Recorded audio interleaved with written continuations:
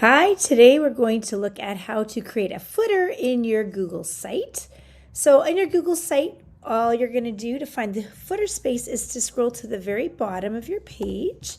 And at the very bottom, when you hover over, you're going to see Add Footer. So when you open that, you'll notice at the top of the page or the rest of the page goes a dark color, and then your footer is going to be the information at the bottom. Now the footer will be the same information on all of the pages. So for footers, sometimes you put things like contact information or an email. You could put something that you want people to be able to easily find on every single page. And so you put any information you want there. It could be text, images. You can put anything that you want in a footer.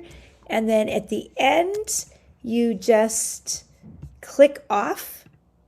And there you'll see that you have a footer. Now, if I go to another page, at the bottom, there's my footer.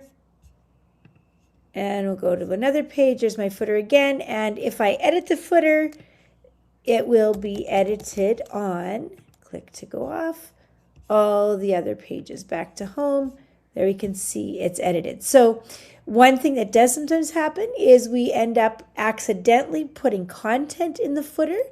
And if you can't figure out why you have a piece of material that's on all of your pages, it's because you've accidentally put it in the footer.